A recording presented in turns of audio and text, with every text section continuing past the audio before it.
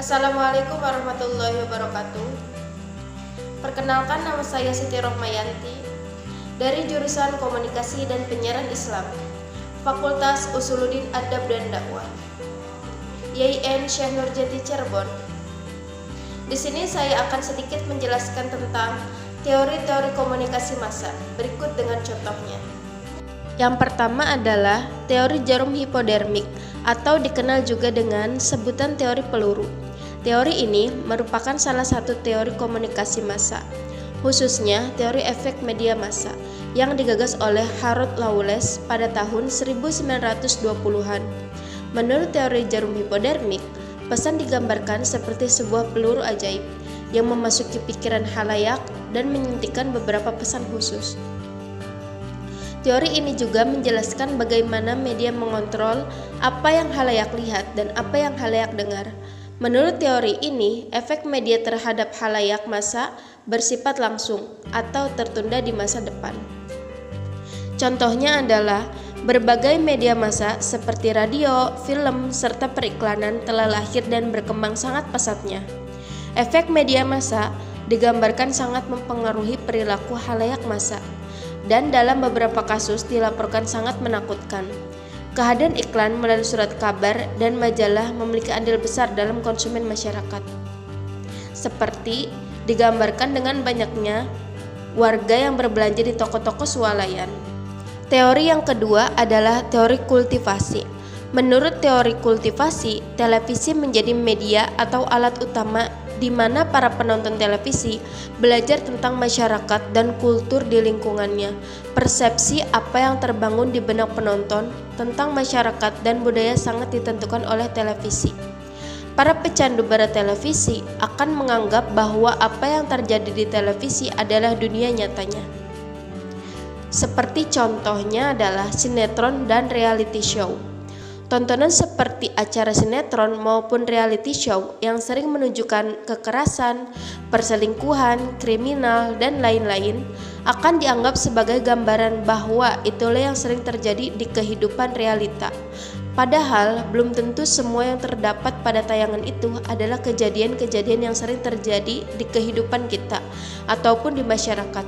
Semua yang terdapat pada reality show akan sinetron adalah hasil dari skenario belaka. Teori imperialisme budaya menyatakan bahwa negara barat mendominasi media di seluruh dunia karena budaya barat memproduksi hampir semua mayoritas media massa di dunia ini, seperti film, berita, komik, foto, dan lain-lain. Mengapa kebudayaan barat bisa mendominasi seperti itu? Karena mereka memiliki uang dan teknologi yang sangat canggih. Contoh yang paling nyata imperialisme budaya dapat dilihat dalam bentuk slogan-slogan menyesatkan, seperti sistem dunia modern dan globalisasi. Dengan alasan bahwa dalam iklim baru dunia saat ini, setiap negara bergerak ke arah kesamaan dan globalisme. Negara-negara barat berusaha menyamakan semua kebudayaan. Yang keempat adalah teori persamaan media. Media ini ingin menjawab persoalan mengapa orang-orang secara tidak sadar dan bahkan secara otomatis merespon apa yang dikomunikasikan media seolah-olah media itu adalah manusia. Teori ini memperhatikan bahwa media juga bisa diajak berbicara. Media bisa menjadi lawan bicara individu seperti dalam komunikasi interpersonal yang melibatkan dua orang dalam situasi face to face. Contohnya seperti ketika di berita televisi ada kasus yang dimana seorang nenek tertangkap di daerah Banyumas karena memungut biji kakao dan dilaporkan oleh pengusaha tersebut, dan dimana seperti tidak adilnya sang nenek harus disidang dan dipersulit. Para pemirsa pada tayangan tersebut di TV melemparkan berbagai tanggapan dan respon mulai dari acuh, ikut sedih, bahkan memaki para aparat yang terkesan keterlaluan. Respon inilah yang dimaksud bagaimana media dapat mempengaruhi sikap kita.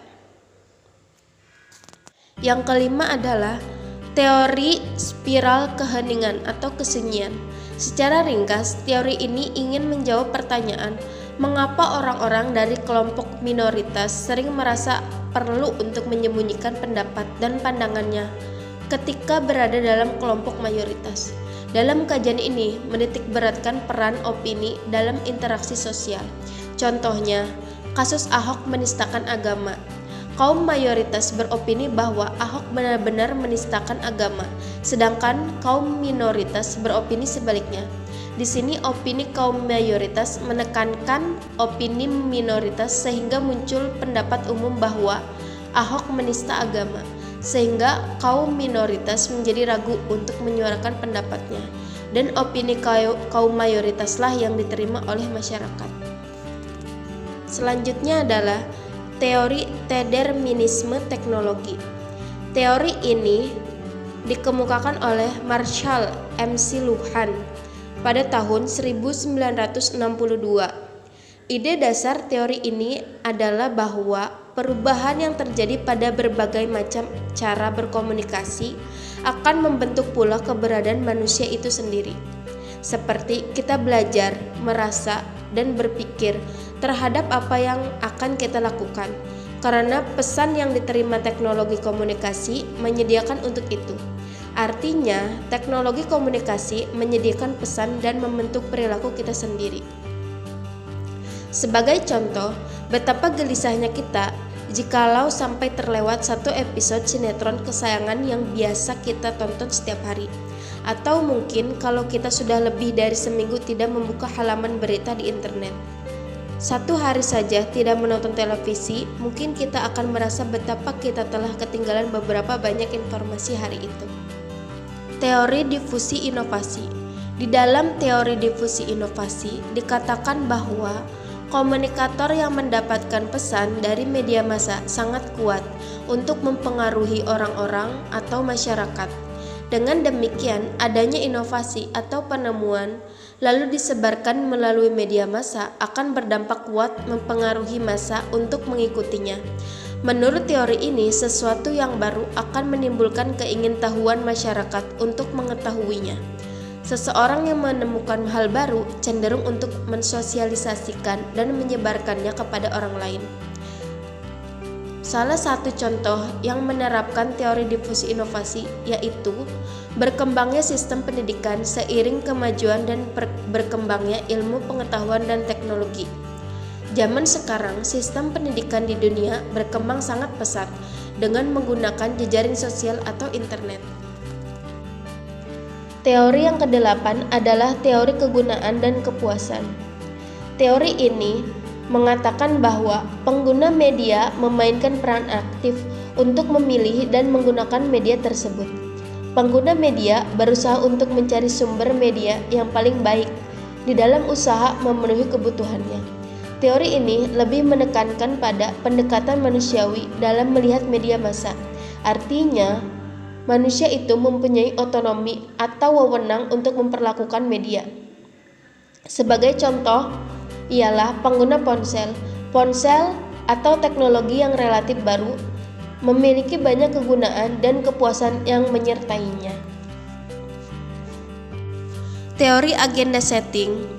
Teori penyusunan agenda ini mengatakan media tidak selalu berhasil memberitahu apa yang kita pikir, tetapi media tersebut benar-benar berhasil memberitahu kita tentang media massa selalu mengarahkan kita pada apa yang harus kita lakukan. Media memberikan agenda-agenda melalui pemberitaannya, sedangkan masyarakat akan mengikutinya. Agenda media akan menjadi agenda masyarakat. Seperti contoh yang paling nyata adalah tayangan berita di televisi. Ketika marak kasus kekerasan seksual pada anak, masyarakat menerima informasi tersebut sebagai gambaran dari realitas yang terjadi sesungguhnya, meski sebenarnya mereka tidak mengalami hal tersebut secara langsung. Teori yang terakhir adalah teori media kritis. Teori ini akarnya berasal dari aliran ilmu-ilmu kritis yang bersumber pada ilmu sosial. Ilmu ini juga disebut dengan cabang ilmu sosial yang berjuang untuk mendobrak status quo dan membebaskan manusia, khususnya rakyat miskin dan kecil dari status quo dan struktur sistem yang menindas. Teori kritis membangun pertanyaan dan menyediakan alternatif jalan untuk menginterpretasi menginterpretasikan hukum sosial media massa. Menurut perspektif teori ini, media tidak boleh hanya memberitakan fakta atau kejadian yang justru memperkuat status quo. Seperti contoh adalah demo tentang Undang-Undang KUHP yang dimana dalam undang-undang tersebut sangat memberatkan masyarakat bawah dan memperkuat atau memperkaya masyarakat atas. Baik teman-teman, itu tadi penjelasan dari saya. Kurang lebihnya saya mohon maaf. Wabillahi taufiq wal hidayah. Wassalamualaikum warahmatullahi wabarakatuh.